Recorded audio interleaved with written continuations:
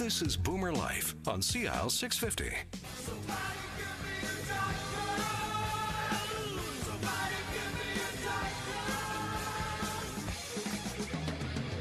Well, you just never know what to expect when you turn the radio on here on CL 650 for Boomer Life episodes. That was a little Van Halen and I Need a Doctor, and conveniently we have one in studio. Our guest from YesWellness.com, always a pleasure to have Dr. Paul Zickler from White Rock, Crescent Beach area, back with us on the program. You were talking about your very colorful medical. You ought to write a book about yourself, Dr. Paul. You're quite a colorful guy. And, of course, you've inspired your daughter to become a naturopath, and in the process of watching her discover this new area, at the time a lot of people were sort of snidely calling it alternative medicine in your traditional Western peer group, but you were, if she was your daughter, so you gave her full credit for being an intelligent woman and were prepared to sit back and watch her learn, and in the process discovered a whole lot of things you wanted to learn about too. Yes, that's for sure, Sterling. So while she was going to Bastyr, which is just north of Seattle, the university, I did take on several courses while she was there, just to broaden my sort of experience in terms of what she's learning and what they do that could be so much different than what I do in terms of treating patients. Sure.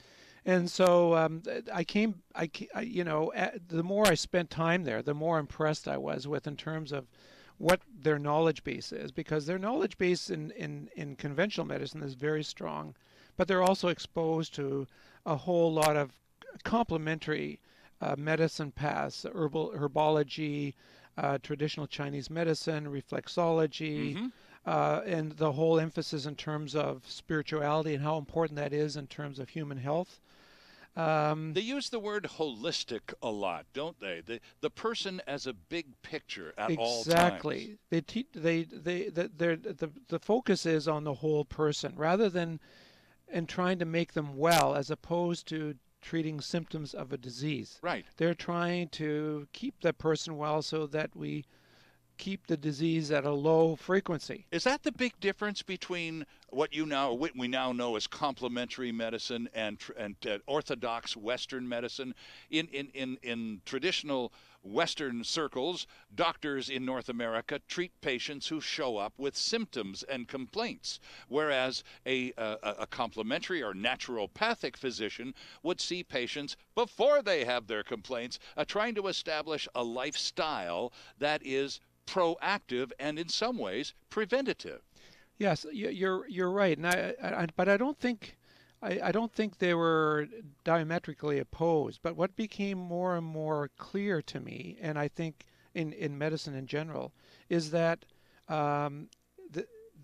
there are specific benefits of each mode of medicine. Of course. And the very best approach to human health is one where they work together. Right. And so now you suggested the word holistic.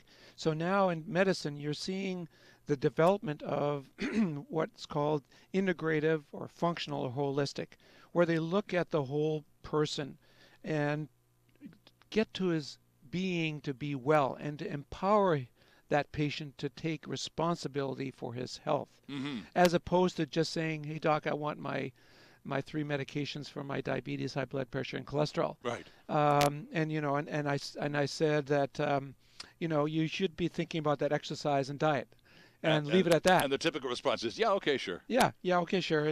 And really, and then he comes back 3 times a year to get his medications, and that's it. Right.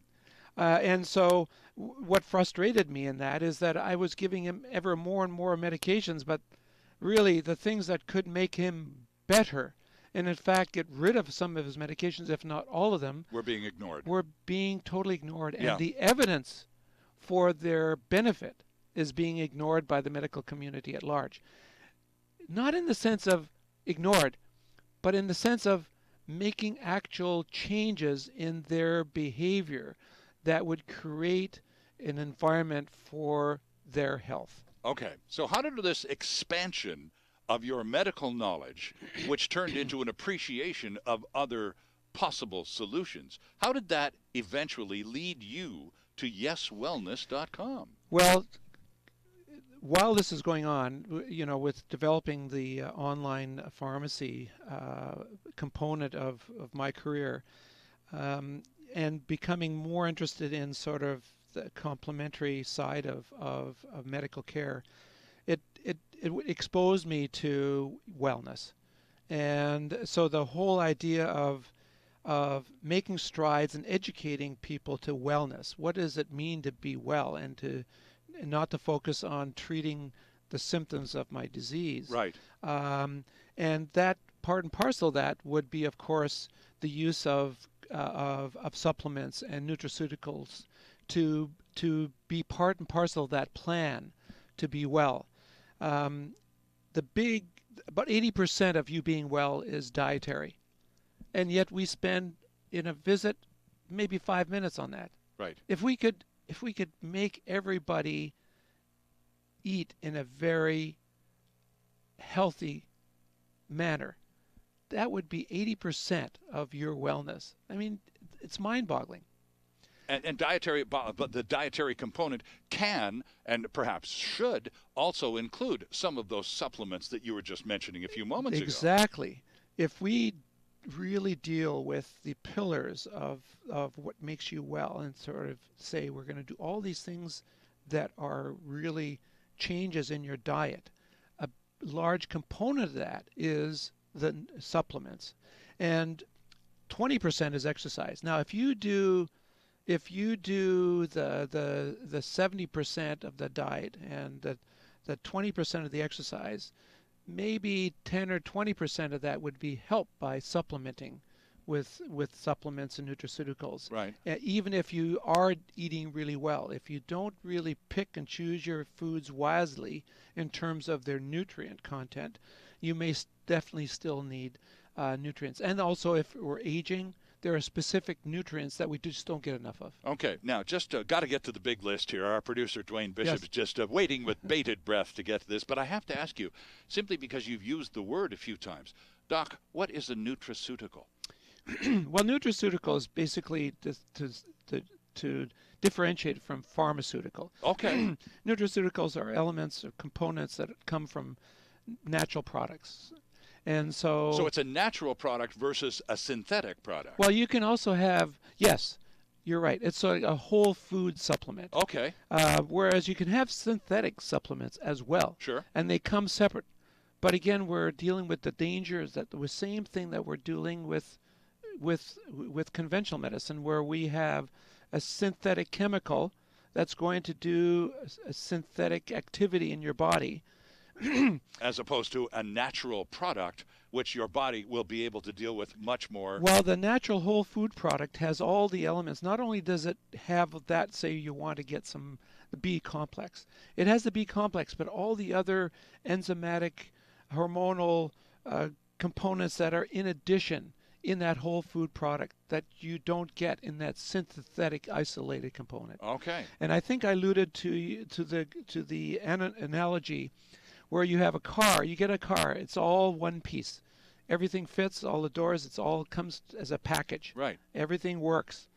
As opposed to going to the junkyard and getting every one piece of the element of that car that's complete and bring them home with you, and that car is not going to work. No. So similarly, if you get every individual synthetic component of vitamin that you feel is necessary, as opposed to getting the one that's complete, the whole food supplement with all the bits and pieces all together, this one's going to work a lot better than this. Interesting. Well, I'm glad I asked. It was worth the pause. Now, let's cut to the chase, and we're going to finish it this time. We only got it halfway through. This is also available, by the way, at YesWellness.com. You just go YesWellness.com and /toxins, and you will immediately see on your screen an article called 10 Things to Throw Away for Better Health. So, Dr. Zichtler, here's what I'm going to do, sir, and we did this last time. I'm going to give you the items 1 through 10, and you can tell me in a nutshell why this item, in your opinion, we'd be better off without it in our lives. So let's start. Item number one. I don't think you're going to get a lot of argument from many people about item number one to throw away for better health. That's artificial sweeteners. Yes, and for sure, especially with our population with diabetics and cancer, these products are making your cancer management or your diabetic management worse and your risk of cancer higher. So there's no reason that you should be using artificial sweeteners. And the thing is that they are in a lot of places where you don't think they are.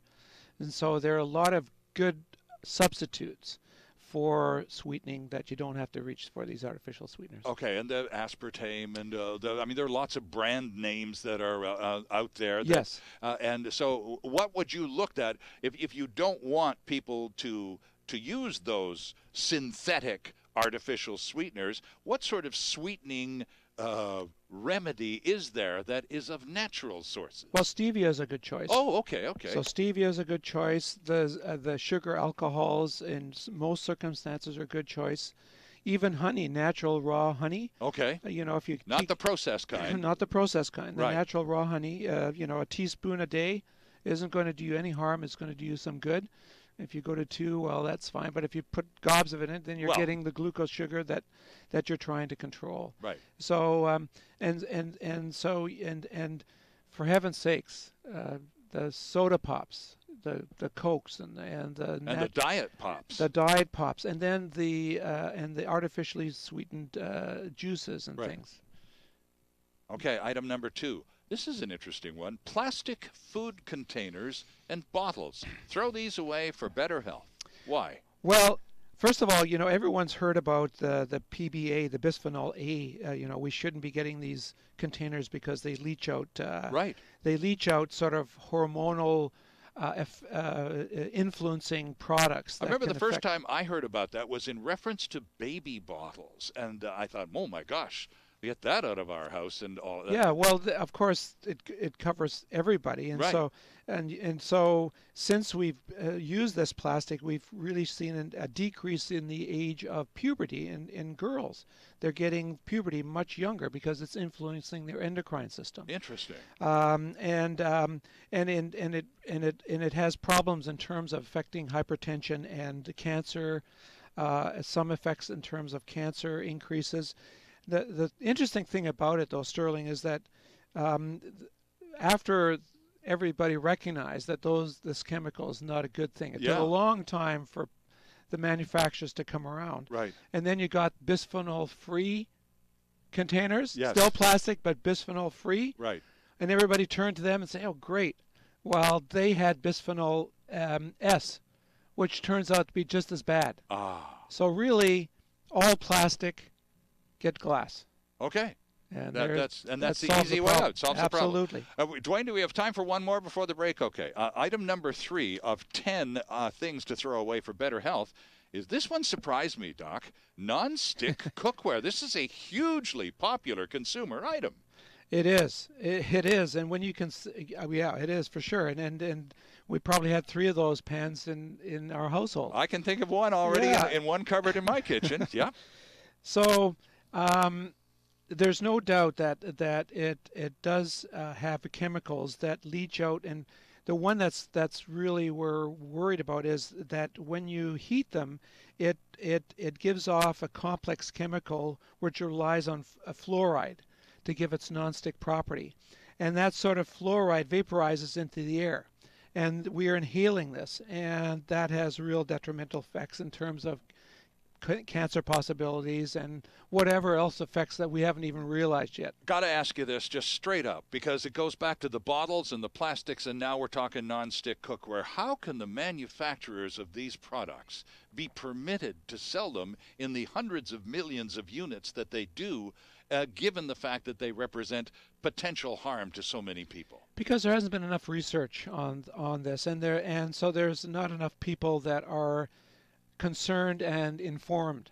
So what you're seeing, though, is now there's a change when you go to. Well, we've seen it with the plastic bottles. Yes, right. That's right. And so now you see, if you go to MEC, Mountain Equipment Co-op, if you go to Sport Mart, you'll see all the containers are glass now. Aha. Okay? It's simply because of the consumer, and that's what's so important for consumer education, because consumers drive the manufacturers. So is it likely then, with enough consumer awareness, Dr. Paul, that the makers of non-stick cookware, if we stop buying them, will be? I mean, I'm sure there's an alternative way of making things not stick. yeah, so you can use ceramic or glass or cast iron. Yeah. Oh yeah. All The right, good old so, I mean, skillet. Yeah, and it takes a little bit more work to make them non-stick, but they do. They do Well, work. of course, it's the convenience of the cleanup as well. But again, it's if you don't buy it, they're not going to make it. Interesting stuff. Need to take a quick break. We're 1/3 of the way through the list, which we promised to finish on this episode alone of Boomer Life. 10 things to throw away for better health. Our guest from YesWellness.com is Dr. Paul Zicler. I'm Sterling Fox, and we're back with lots more right after this. Canada's only weekly radio show dedicated to the baby boomer lifestyle. This is Boomer Life on CIL 650.